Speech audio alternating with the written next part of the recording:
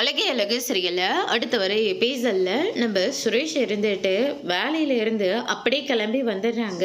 Sir இப்போ எஃப்ஐஆரை cancel பண்ண போறீங்களா இல்லையா அப்படின்னு சொல்லிட்டு கேட்கவும், உங்ககிட்ட நான் எத்தனை தடவை சொல்ல முடியும், நீங்க எவ்வளோ பெரிய ஆளுனாலும் இருந்துக்கோங்க, அதை நான் வேண்டான்னு சொல்லலை. ஆனால் அங்கே சிசிடிவி கேமராவில் பதிவாயிருக்கு. அங்கே இருக்கிற எல்லாருமே இவரை தான் கை நீட்டி சொல்லிக்கிட்டு இருக்காங்க. நாளை பின்ன நான் இவரை வெளியே விட்டேன்னா போலீஸ் மேலே இருக்கிற நம்பிக்கையே மக்களுக்கு எல்லாம் குறைஞ்சு போயிடும்.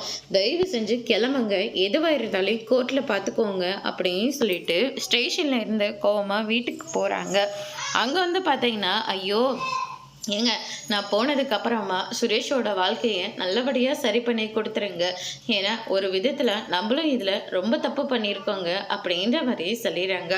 அதுக்கு அடுத்ததா, ஐயோ அம்மா நெஞ்சு ரொம்ப வலிக்குதே, நான் என்ன பண்ணுவேன், ஐயோ என் பிள்ளையோட வாழ்க்கையை மட்டும் எப்படியாவது இவகிட்டே இருந்து காப்பாற்றி கொடுத்துருங்க அப்படின்னு சொல்லிட்டு நம்ம லக்ஷ்மி ஒரு பக்கம் புலம்பிட்டு கிடக்குறாங்க. அதுக்கு அடுத்துதான் வந்து பார்த்தீங்கன்னா, வீட்டுக்கு வந்த மருமகளுங்க மாமனாரையும் மாமியாரையும் நல்லபடியாக பார்த்துக்கணும், ஆனால் இவங்களே நம்மளை கொன்னுடுவாங்க போல இருக்கே, இவன் நெஞ்சு வலியால் இவ்வளோ துடிச்சிட்டு இருக்கா, ஆனால் இவன் நின்றுட்டு இருக்கிற ஸ்டைலை கொஞ்சம் பாரு அப்படின்னு சொல்லிட்டு ராகவன் ஒரு பக்கம் சொல்லிக்கிட்டு இருக்காங்க. அதுக்கு அடுத்ததான் பாக்கியராஜும் வர சொல்லிடுறாங்க.